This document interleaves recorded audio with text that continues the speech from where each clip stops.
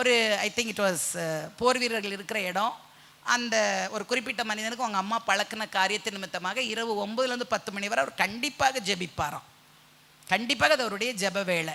ஆனால் அன்னைக்கு அவர்களுடைய எல்லா ஆக்டிவிட்டீஸும் முடிந்து அவருடைய ரிட்டையரிங் டைம். ஸோ ஒரு பார்ட்டி போல் எல்லாரும் அந்த நேரம் மது அருந்தி கொண்டு களியாட்டுகள் அவர்களுக்கு இஷ்டப்பட்டபடி அந்த டைமை ஸ்பெண்ட் பண்ணலாங்கிற ஒரு நேரம். டைமை பார்க்குறாரு, 8:59 ஆயிடுச்சு, 9 மணி ஆகிறது. இப்படிப்பட்ட சூழலில் நான் எப்படி முழங்கால் போட்டு ஜெபிக்க முடியும் என்ற கேள்வி அவருக்குள்ளே இருந்தாலும் 9 மணி ஆன உடனே சடார் என்று அந்த இடத்துல முழங்கால் படியிடுகிறார். அதுவரைக்கும் கூச்சல், குழப்பம், சந்தோஷத்தின் ஆரவாரம் எல்லாம் இருந்தபோது இவரை முழங்கால் படிட்டு பார்த்த உடனே ஒரு சிலர் அப்படி பார்க்குறாங்க. அந்த கூடாரம் முழுவதும் அமைதலாகி ஒரு 10 நிமிடத்திற்குள்ளாக எல்லாரும் அமைதியாகி விடுகிறார்கள். ஏன்? அந்த குறிப்பிட்ட அவன் ஜெபிக்கிறான், அவன் தேவனோடு பேசுகிறான், அவன் ஜெபம் பண்ணுறான். அவனை டிஸ்டர்ப் பண்ணாதீங்க என்ற வார்த்தை அப்படியே அவர்களை அமரச் செய்தது. 10 மணிக்கு இவர் ஜெபிச்சு முடிச்சுட்டு பார்க்குறாரு, எல்லாரும் அவரவருடைய கட்டில் என்ன பண்ணிட்டாங்க, படுத்து தூங்கி விட்டார்கள். மறுநாள் அதே 9 மணி வந்தது. இவர் முழங்கால் படியிடுகிறார். அதே வேளையில் கூடாரம் முழுவதிலும் எல்லாரும் அமைதியாயிடுறாங்க. பிகாஸ் எல்லாருக்கும் தெரிஞ்சிட்டு இது இன்னாருடைய ஜெப வேளை, இன்னார் தேவனோடு கூட பேசுகிற நேரம் என்பதை அறிந்த அவர்கள் அமைதலாகி விடுகிறார்கள். இவர் முழங்கால் படிட்டோனே பார்க்கிறார், அவரை சுற்றி ஒரு 8-9 பேர் வந்து முழங்கால் படியிடுகிறார்கள். ஹல்லேலூயா, ஹல்லேலூயா. நம்மள பலர் உலகத்துக்காக நம்மை மாற்றுகிறவர்களாக காணப்படுகிறோம்.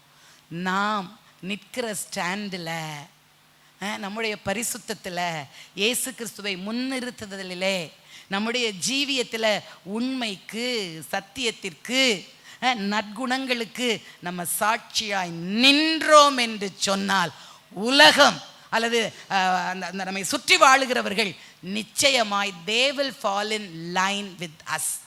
அவர்கள் நம்முடைய நடக்கையினால கவரப்பட்டு நமக்கு நேராக அவர்கள் நேர்கோட்டில் வந்து விடுவார்கள்.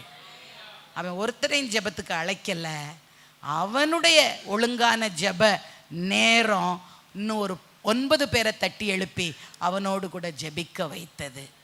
ஹல்லேலூயா.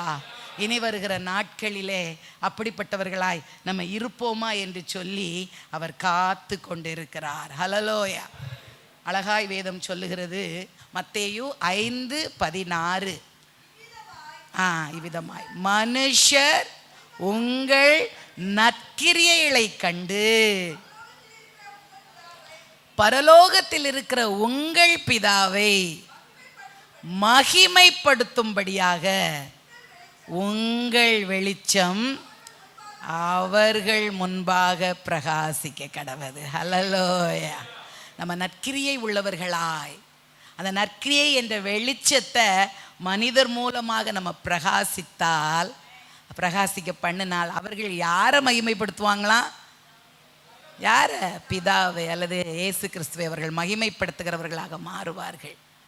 இவனை யாரும் புகழ்ந்தார்கள் என்று அந்த இடத்துல அந்த தேவ மனிதர் சொல்ல, அவரோடு கூட சேர்ந்து அவர்களும் தேவாதி தேவனை ஆராதிக்க அல்லது இந்த தேவனுக்கு முன்பாக நம்ம மரியாதை உள்ளவர்களாக. மற்றவங்க ஒரு வேளை 9 பேர் தான் கூட சேர்ந்து ஜெபிக்க வந்தாங்க, ஆனால் மீதி பேர் அந்த தேவனுக்குரிய கனத்தை கொடுக்கிறவர்களாக அந்த முதலடி எடுத்து வைத்து விட்டார்கள். அது அவனுடைய அந்த நல்ல கிரியையினால.